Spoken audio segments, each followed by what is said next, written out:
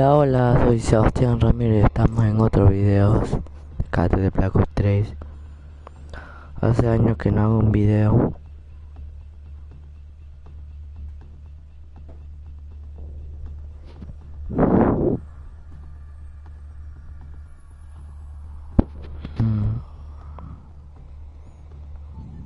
Ajá. Going to happen again, and it happened. So you lose the capture the flag round. Did you at ever, any moment, mentally think, my God, they could come back here, do 4 on the trot and beat us? No. If I think about a reverse sweep in front of the Germans, oh man, better go sleep and stop playing Call of Duty. I know, because we can stand here and we can talk all day long. We can talk about rotations, we can talk about individual play, we can talk about A-stacks, we talk about bomb sites. How much does esports, how much does Call of Duty come down to that mental strength, that ability that when things aren't going your way, to just carry on doing what you know you have to do? Well, for me, this game made pretty obvious that the mental factor in Call of Duty is such a big thing. You cannot underestimate that, because, for example, in the first map, they were ahead. They were easily winning us. I can say it, fair play. But then it just turned, and they weren't the same players. They weren't winning the same challenge and that stuff. So I think the mental game is so important. So then, let's talk about Stage 2. You have retained your place in the Pro Division going on to Stage 2 of the World League. What do you change to make sure there's no relegation for you again? Because you don't want to be in those bottom 4 spots. Well, the first thing we have to change and make sure is that we don't play with a sub for 3 or 4 weeks. We have to make sure we got a complex team, so we don't have to do roster change. And I would like to thank you, Gamer. I don't know where he is, but he's not from Giants. He's from a Spanish club called Baskonia. And I would like to thank him for picking up for us for like 3 weeks, 4. It's been insane. That is short time as well. So now you can come down off the emotion, sit down with the rest of the team. A fabulous win for you. Of course. It was great to watch. There we go, Machine. We know the Spanish. Well, they have a place in Stage 2 of the World League. So they had it from the start, and now Giants have secured that spot alongside Exertus, we've always seen, and of course LDLC retaining their spot as well. Let's go ahead and try to break that one down a little further. You know what we need to focus on, and it's not always the nicest of subjects, but the home favourites, Fabi, coming into this one, there was some blaring weaknesses that we witnessed, especially let's focus on that hunter, because that's freshest in our minds. I do need to address that scoreboard. I do need to address Torres. You're into the final round, the most crucial round of potentially your career, and you're sitting at 0-5. Is that pressure? Is that lack of ability? What are we saying? I think for Torres, he was very late to the game, Black Ops 3 in general. He came into Fabi, you know, he's got such a large history in Call of Duty, and he has been at the top, but I don't think he's at his best. I think he can do better, but, you know, you have those off maps. We've all been there, but, you know, primarily you don't want to have an off map when it's, you know, here in Cologne playing for a spot at Stage 2, but... Separates the good and the great. There's no doubt about it. Absolutely. I have played with Torres, with him at the beginning of the Black Ops 3 season, and I have to say that Torres doesn't play that way. I don't know what happened. It looks like he changed his mindset, he changes his play style. When he was playing with us, he was like the first man on the offensive line. It was like the one leading our charge. So I don't really know what's happened. I think the hype bus got like a hole in the wheel. They need to fix it. These analogies are 10 out of 10. Yeah, Jonas. I think Torres is someone who's always hunting for the kills, and with Barca having kind of the same role, and Kiwi in front, it's just like he's not found his place correctly within this lineup, and he kind of show. And honestly, when you go 0-5 in the last map, it's not acceptable, and especially. That last round, he had Heatwave, and we saw all the Fabi players that were like 3v2, and they all went out. Yeah. They went out instead of locking that bomb site because they had that Heatwave available. They needed to stay in, and they went out. And For the theater, we rewind, Courage joined by Revan. We're highlighting Crimsix this week, had 2 monster plays, one in the Optic Gaming versus Luminosity matchup, the other one here in Optic Envy. You saw a little bit of the highlights there, but we're going to break it down a little bit more in depth. But first, Revan, we're going to get started with your play. It happened on day 1 of this week.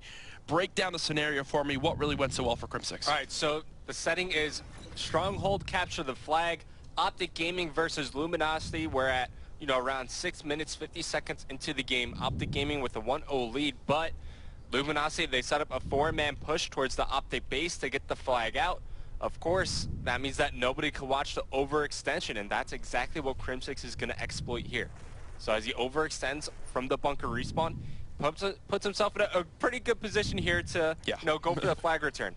So I'm going to go ahead and pause it here just because I want to show you guys what these LG guys have to work with as they're trying to... Actually has Crimsix dead in his... Saints has a heat wave available. And also, as we move over to replays, the flag carrier, he's got the sights. So you could say they're pretty beefed up as they're trying to get this flag in. Let me just go ahead and slow it down for you as the Annihilator shot misses. Crimsix finds the flag carrier, takes down the sight, takes down the Annihilator. He's got one more player to take care of. That Saints with the heat wave gets both him and Scump with it, but through the heat wave, he manages to pick up the kill. Optic Gaming get the flag return and the cap after that. But let me just back it up real quick and give you guys a better angle of this.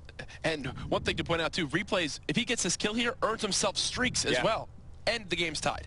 All right, so as we move into free cam, you see kind of all the LG players in their setup. Pretty close quartered area, so they all just kind of stack up here. You see the sight bullets miss, the Annihilator shot comes in, that whiffs as well. The flag carrier dies, the Annihilator falls. Then as Saints moves in for the heat wave, he ultimately dies at the hands of Crim6. As allows him to not only get the flag return, they get the counter cap after this. But that wraps up for my play in CTF. What do you have for us here in Hardpoint? Obviously, Crim going monster in that one. That secured Optic Gaming the 3-1 victory. But now, the Optic Gaming versus Envy Hardpoint, it was really one of my favorite maps to watch this whole week that we saw. This was a crazy game. Now you're looking at this and you're going, Jack, why are you highlighting this? Optics in the lead. You know, they have the final 7 seconds on this hill. Late on rotation. They're late on rotation. Here's where Crim's teammates are. They've got Karma fully pushed up. He's right outside the cage's hardpoint. You've got Scump and Formal right near construction. Now, Crim6 goes monster in this play, yes, but as time begins to move forward, the player you need to highlight as Crim waits out, the time is Formal. You'll see right here. Karma and Scump begin to move towards the back lab area, obviously to anchor the spawns for that hard point. Formal essentially not really baits out his teammates, but kind of lets them be just ahead of him. Yeah, exactly. Lets them be the kind of the first line of defense for this push. As Formal goes to peek up, he checks his back corridor, so as Crim comes back over, there's no way they can get 3-pieced from a flank. Makes sense, right? Well, in this time, Slasher kills both Scump and Karma, but this is the engagement that wins Optic Gaming this map. Right here. I got to watch Crim's video. He put out a video about this exact scenario today, showing their perspective. All they were saying in the Optic Gaming communications, Formal stay alive, Formal stay alive. Easier said than done. Yeah, exactly. If he loses this gunfight here, he spawns all the way out. Optic Gaming barely have an opportunity to break. Instead, though, snaps right on the Slasher, gets the kill. And while he does die right after, look where this spawns Slasher on the map. He could not be further away, all the way across from the hard point he needs to be at. And now you're saying, well, yes, he dies. That doesn't have his teammate spawns, but it did. Look where Crim6 spawns back up at. He's right near this back lab area. He'll begin to push into the hard point. Envy within 5 seconds of winning at this stage. Optic know they have one last chance to break. There's the 2-piece from Crim6. Gets camo as well. Challenges the third. Finds the kill. And here's the final bit of communication from Optic Gaming.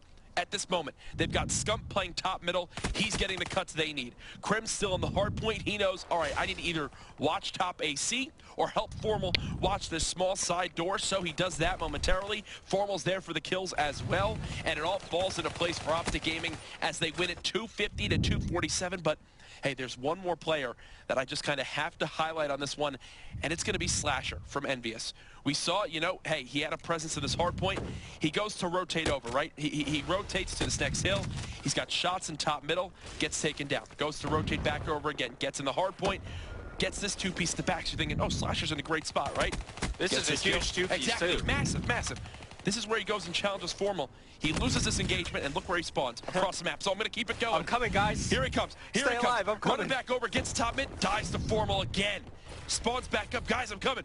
Here I go. I'm almost back to the hard point. I'm almost there. I can challenge again to help you guys out. Who's around the corner? But Formal again. Formal made Slasher a non-factor on that hard point. and was really why Optic Gaming were able to come back into it and secure that victory. It's small things like that that in the action in the moment, you don't really get to spot. It's a lot for the casters to pick up on. Heck, even the players might not even notice it, but that's why we highlighted here in the Theater Rewind. That's going to do it for this week. Let's send it back over to Maiden and Matt to finish out the show. Gentlemen, yes, another episode of Theater Rewind here. This series went all the distance. We had the pleasure of being a part of casting it here on the primary stream. Now, we do have that Looney clip pulled up. You've also got a big Cheeto play that happened in Game 4. So we're going to get right into the action. We're going to get things started. Round 1 of the Search and Destroy on evac.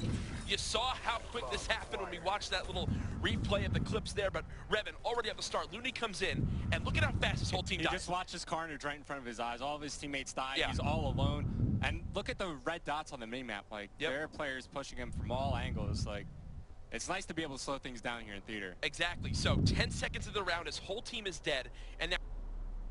Oh. Doing here.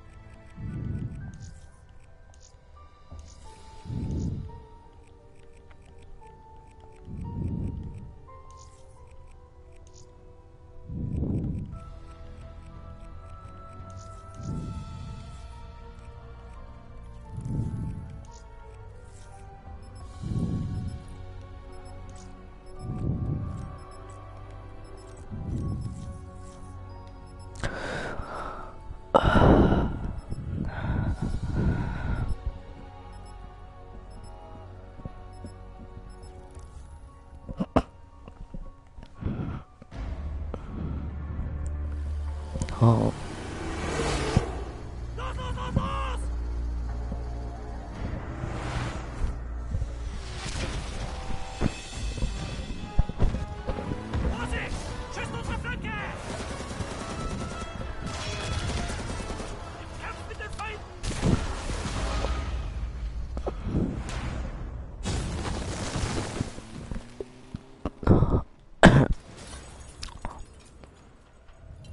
This wasn't how it was supposed to go.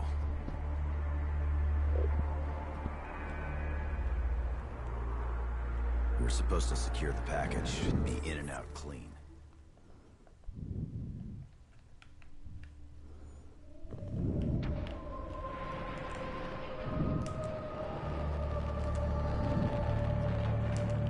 Field report.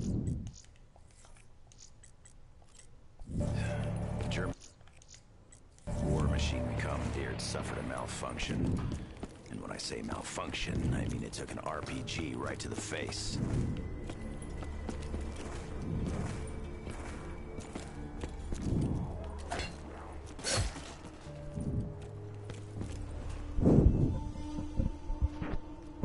Oh yes.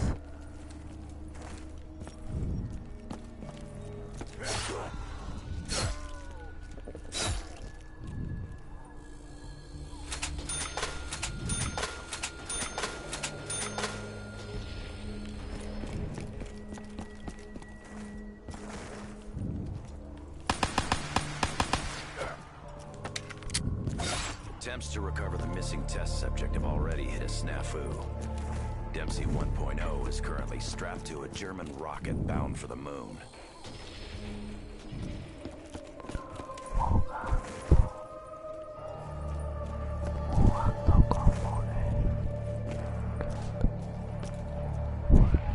Sí, estoy jugando.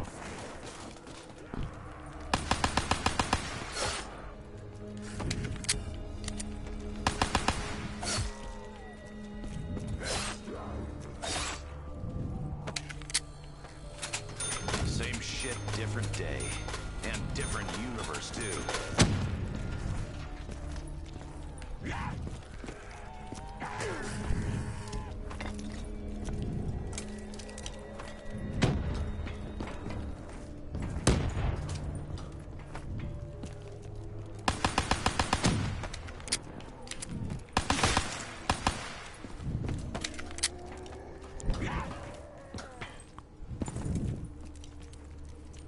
Almost running on empty.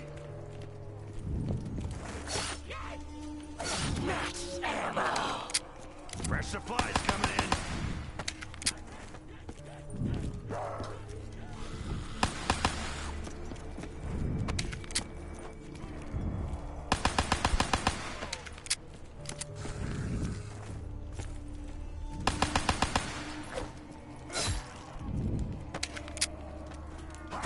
Fuck off, creep!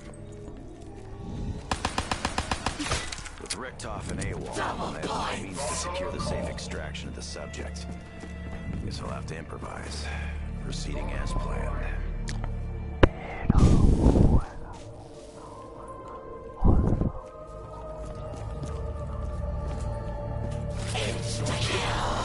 Like I always say, kill them all!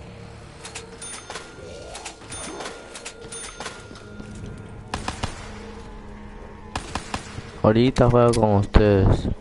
Después cuando muera. We ain't playing bait.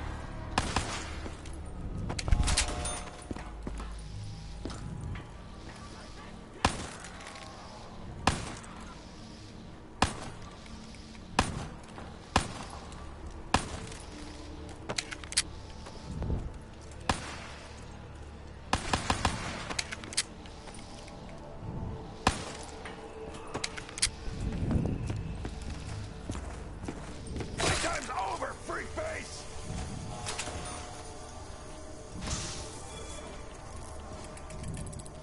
I'll save this for when I really need it.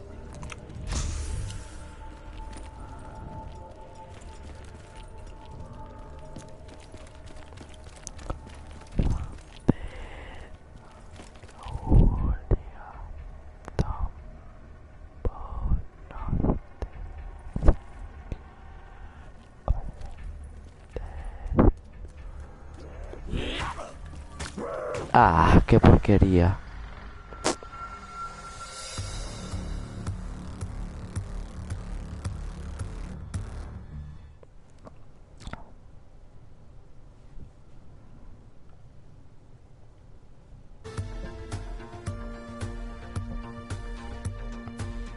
Ah.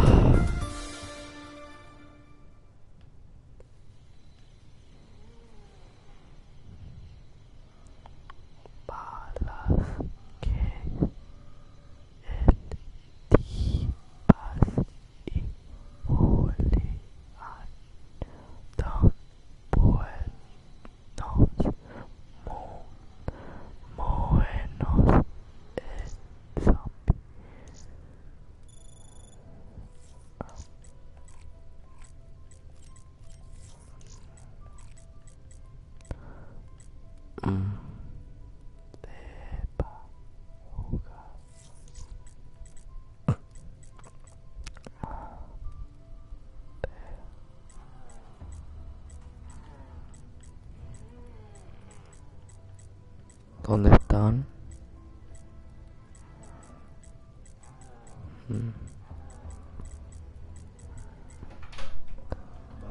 Ya voy.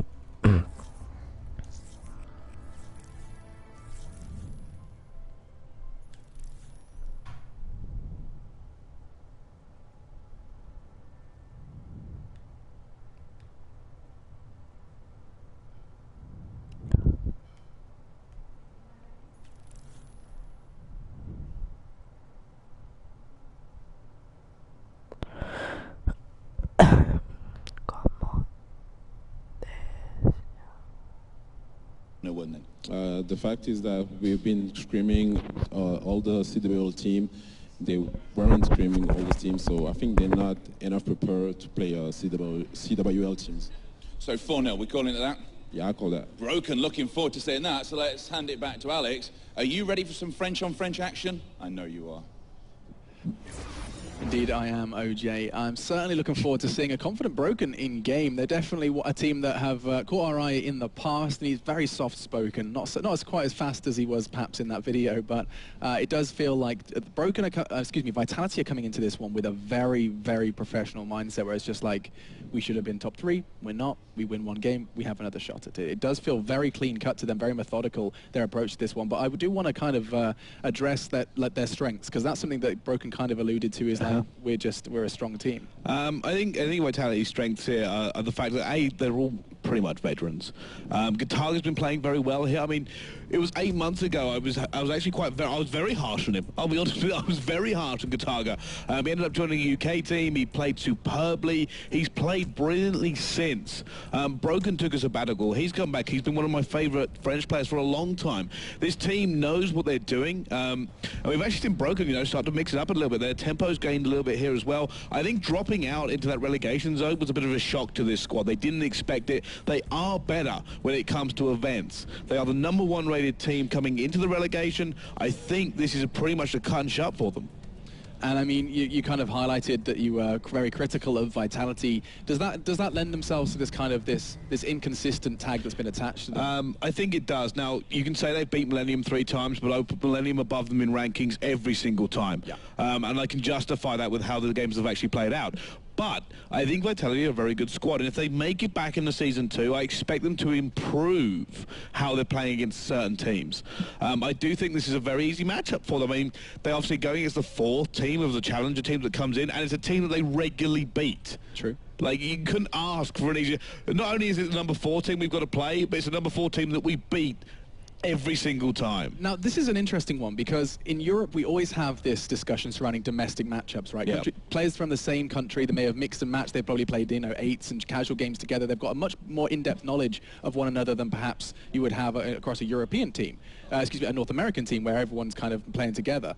Now, Power, do you think that's going to play into this at all? Do you think Vitality have got a better read on supremacy than perhaps, say, another team they could have been competing against? You know what, I think they don't have to underestimate supremacy, even if they have beaten them quite a lot. Because I was speaking with Maxi, that was one of my old teammates long time ago, and he told me they have some crazy strats about the ban and protect to counter some Vitality players. So I'm really looking forward to see the ban and protect for the first map. We all are indeed. And speaking of Maxi, actually, he's standing by with Zoe right now to talk us through his expectations coming into what could very well be a grueling task. Take it away, you two. Thank you so much, Machine. Now, I have Maxi standing here with me. Let's have a quick chat about the upcoming matchup. You guys are going into this as the underdog. A lot of people would consider Vitality the clear favorite, and you're already nodding in agreement. So I assume that you guys yourself see that as well. You think that can work in your advantage, being the underdog? Yeah, it definitely could, to be honest. We just play without fear at all. We're just going to play our game and try to win. Like this kind of nothing to lose situation for you? Exactly. All right then. Well, we can't wait to see some interesting games. You're actually familiar with quite a lot of the players from Vitality. You teamed up with 3 of them in the past, but I mean, that's been quite a while by now. Are you still very familiar with them? Not really. Like, we've been teaming in the past, but now I'm just playing with my team, staying with my team. I just don't really care about the others, to be honest. All right, that's nice. Now, if you're looking at them as a team and as a whole, have you managed to prepare against them specifically? Like, are you aware of what you're facing off against, or do you just gonna try and play your game and not care too much about what they're doing? Yeah, we definitely practice the ban and protect phase just to make sure we had an advantage against them, at least during the first 2 maps. We'll see how it goes, but we practiced our best, so it should be good. All right. Well, Broken actually just said in his pre-game interview that he feels like you guys didn't have enough practice and time to practice going into this, so you're at a clear disadvantage. Would you agree with him there, or do you feel like you actually got enough practice in to be possibly able to beat them? I think we had a good amount of practice. The only thing is we didn't practice against TWL teams that much, because they really scream against each other and play against each other in the league, I guess. So we're just trying to find the best scrim we can and practice from that. All right. So if I have to ask you for score predictions, do you feel like if you can beat them, like what kind of score could we expect then? I'd say 4-1. All right. That's confidence. I like it. Now, of course, I wish you and your team good luck in that endeavor, and we're going to head to our desk. Thanks very much. Hostile words coming out in this French rivalry. Always expecting to see a little bit of spice when you're in that domestic rivalry. Look, Maxi got some strong words for Vitality. He doesn't really care about those players. He's just like, I'm just going to trash him. Yeah. All good in the hood. I don't know how you're still breathing at this point. I'm alive. I'm alive. I haven't slept in quite some time, but that'll be after this I think match. It was 1942 last time. I do just want to highlight, right, during that interview, Maven was quite literally in trance. He just kind of just sitting there like this.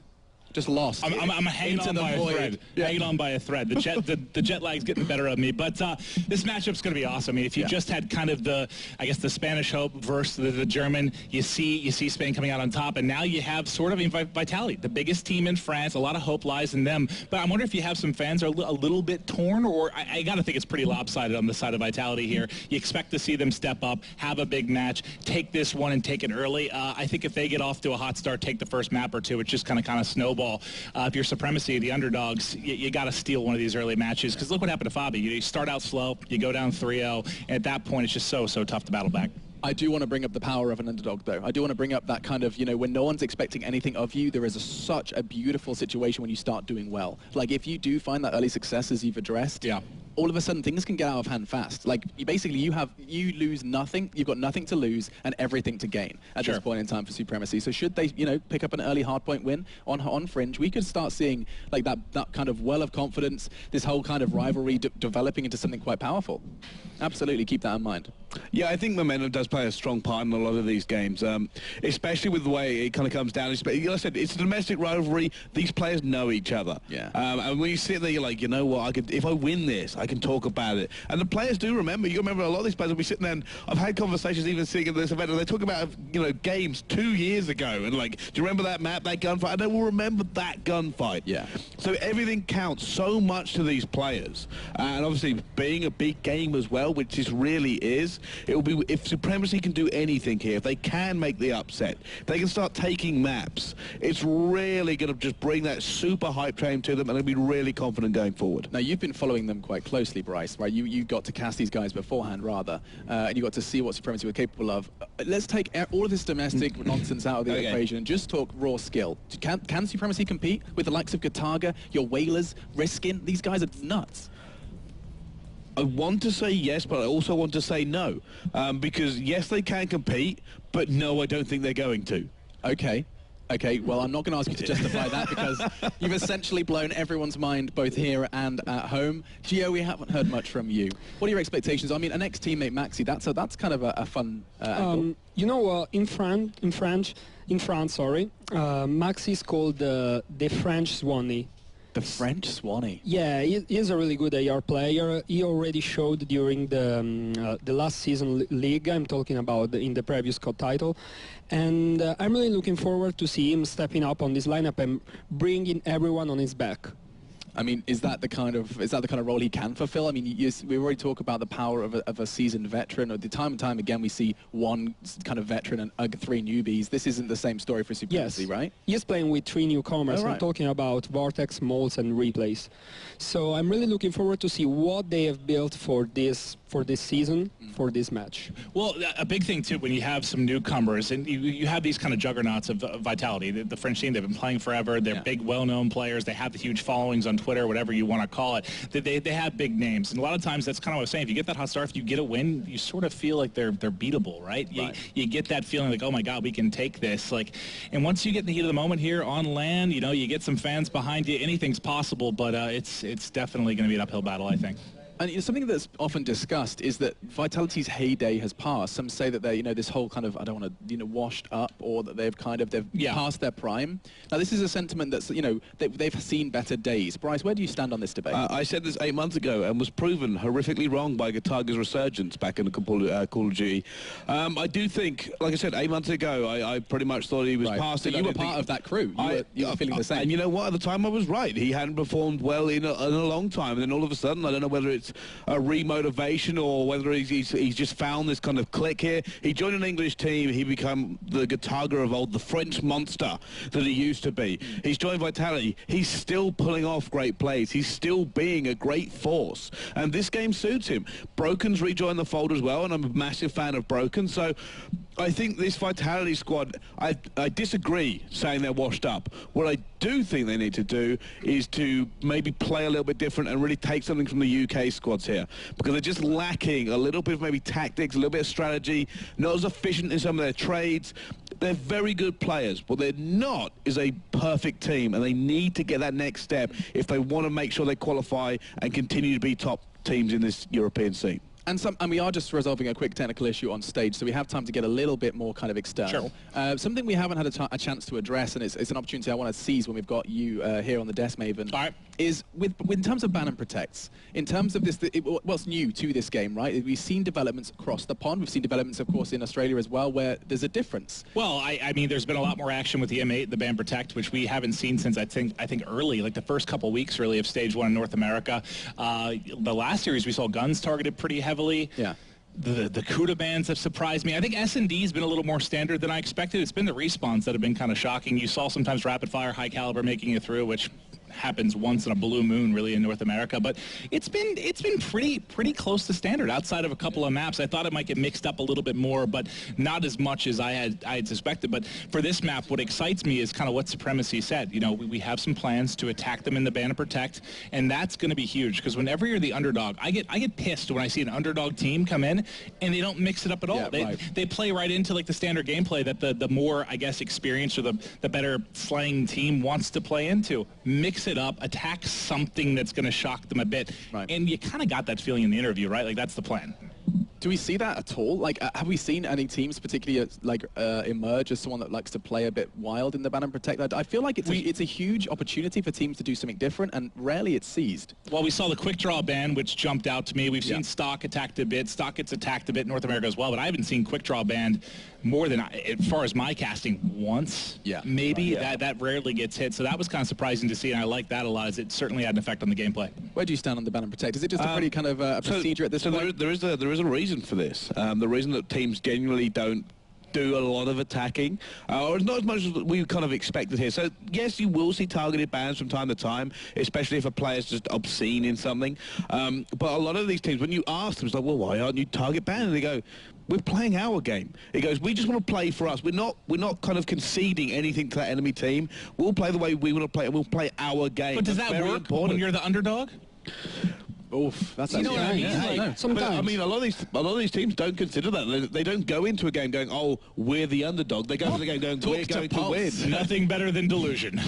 Absolutely. I actually agree. I think a lot of these teams are going to come in and go, you know, we're the best here. And speaking of being the underdog here, I think we're maybe oversetting that a tiny bit here. If I was going to call it, I'd say something like 6-4 Vitality to them. I don't think it's that big of a gap, and we could see it closed here on this event. So it's certainly not the same case as it was for Pulse. So that when no, I don't think it's the same case at all. Absolutely I don't believe Vitality is the strongest squad, but I don't think it's going to be a whitewash. Okay, and that's going to be kind of where we are going to put a pin in it for now. This does feel like this technical issue could be taking a little longer than normal. So just before we head to a break, Gio, I'm going to let you kind of lay down the law on your expectations for this one, because you have been relatively quiet. He said it's going to be close. Supremacy are going to put up a good fight. You've been pretty on point with your predictions so far. Where is this one going? I think the first map, the first hardpoint fringe, it will go in favor of Supremacy. They will. I will think they will easily win, and Broken will be shut down. Damn. So you've got a lot of faith in the Supremacy boys. Is that a little bit of a kind of favoritism with your old teammate, or what? No, because I also played with Broken. I mean, there are two old teammates I was playing with, and I have to say, I don't favorite Vitality or Supremacy. It was just the way they were speaking that convinced me.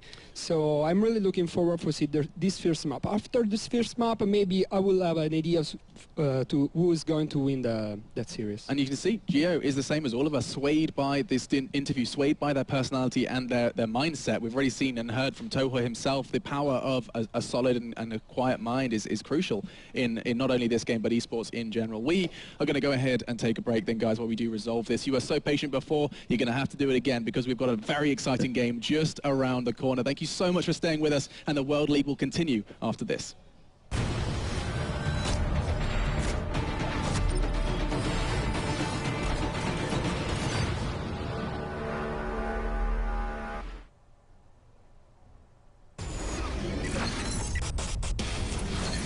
ready to go. And oh my God, Crimsix, you're gonna have to be a monster right here. Gets one. The Annihilators are gets two. One more to beat. He wait. Oh my God, Crimsix gets all three. This was not what they ordered. He could still finish though. It's on to Toho, 3 seconds. No. Waylon saves the day. It's Tempest City and Vitality finish in 3. Oh my goodness, we gotta see it on the kill cam, thank goodness, because I couldn't keep up. This is a game changing and a series changing.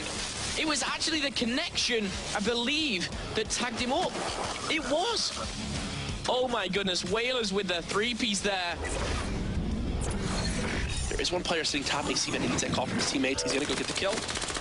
He should get this pass right now. Does he go for the dunk or I think the one-pointer? One. Oh, he messed up his movement. Oh, picked off. We were speechless there. Still defensive work from Rated. He has that HVK and has been using it so damn well to give him all of his 34 frags. But now they go for the line. Oh, he's done it! Slide was that? What on earth? He was right in the face of adversity, but he's done it. Alongside both methods, and what was Legend, but Legend's going to go get another one. This time Tobo's under pressure, and how does he get that? How do you get kills like that? Turns around, takes Brain down, he's looking for another one up, and he's going to get it as well. Zed goes down. We said Toho likes to work with that MR6, and now he's got 4 in a row. Still no drone control. It's weird to see so many kills. Oh, Toho! Oh, Toho with the MR6. Just a pistol, 20 bullets in the chamber, and he's taken 7 down with it. I'm Mark Braceland, aka Marky B, and I play for Team Infused. I'm also the captain of the squad. My teammates are Zero, PT and Urban. When this team first came about, it was sort of random as such because there was a lot of different squads bouncing about, and I wouldn't really say we were the leftovers, but I think that it was just one of those teams that just kind of sort of flung together for an event, and it sort of worked out. I'm the picky one, to be honest, in the team. If I see something wrong, I'm going to say what's wrong. The way we react to it is like a good environment, and unlike any other team I've been in, where we actually try to get better as a team, rather than just try and benefit ourselves. I talk to these guys on a daily basis. They're some of the best.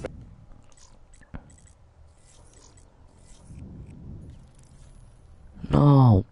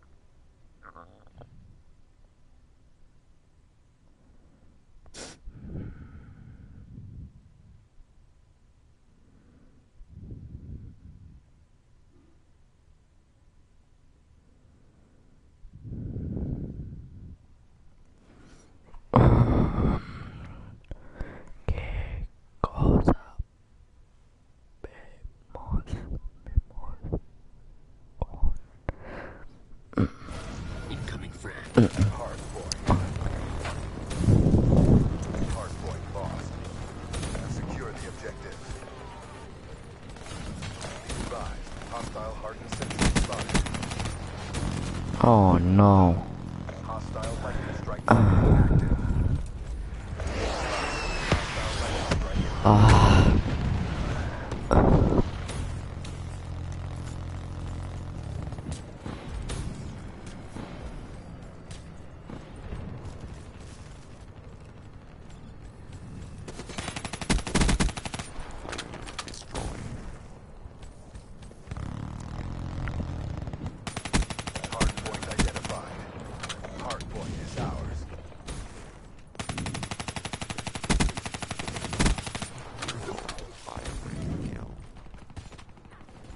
Hardpoint contested.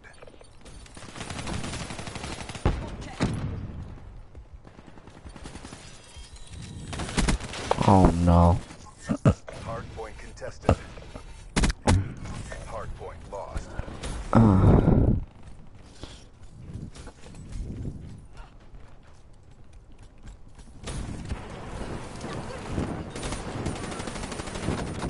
No. Hostile UAV spotted.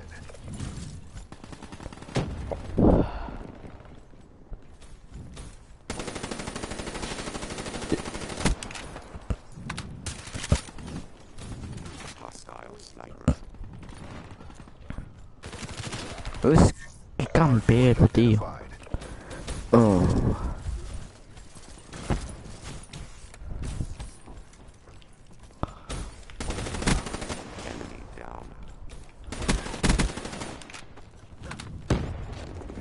Hostiles have captured the hard point. Hard point is ours. Hard point lost. Sniper working.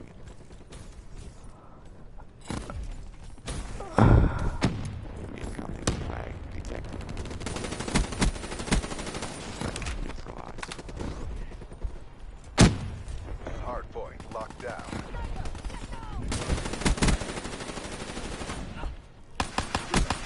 Threat down.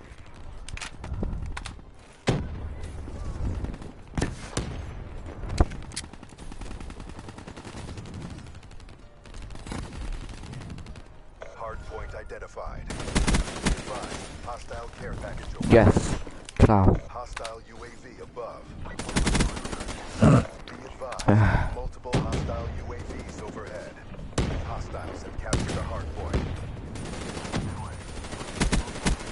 Terminated.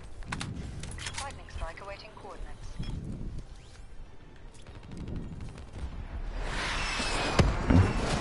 Ah, man. Hostile Hellstorm inbound. Oh my god, you're kidding me. Hard point down. Hard point contested.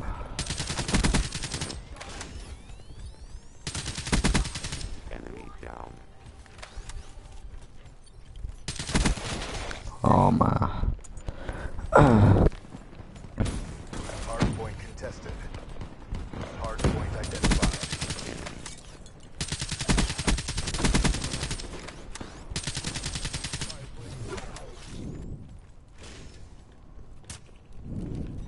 Hostiles have captured the hard point. Friendly Hellstorm inbound.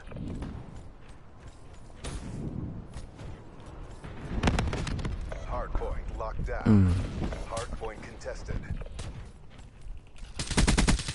Terminated.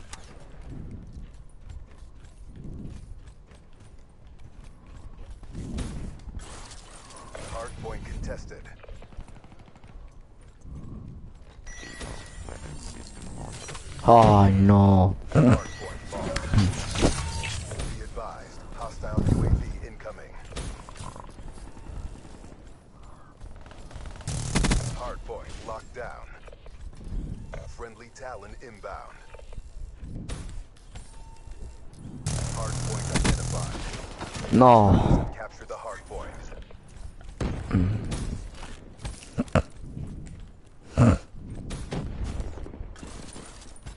It's slipping away from us. Pull it back. Hard point locked down. Fire rate. Friendly Get care out. package incoming. Hard point contested.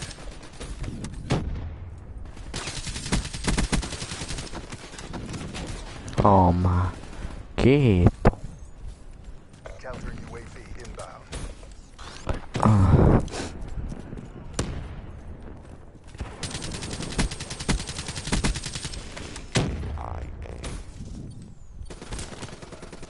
Oh wow. Hard point contested. Hard point lost. Hostiles have the hard point. Hard point is ours. Hostile UAV Vamos que above. podemos ganar. Vamos que podemos ganar. Hard point lost. Ah, qué campero con la sniper. Hard point lost.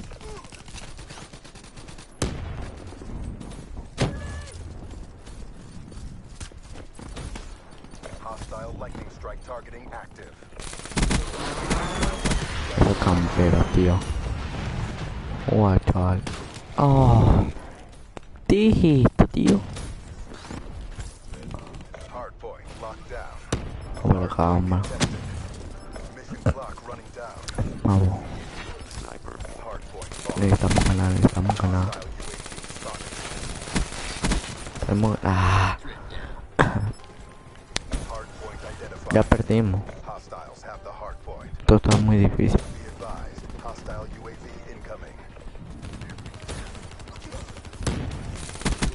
No. Ya perdimos. Es imposible hacer esto, tío.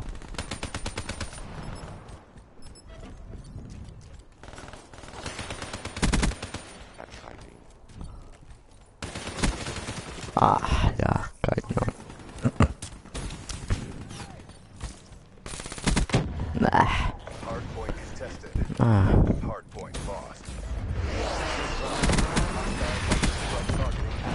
No, no.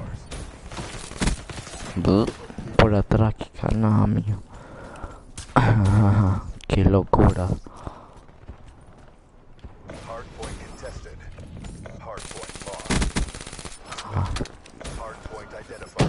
Ah.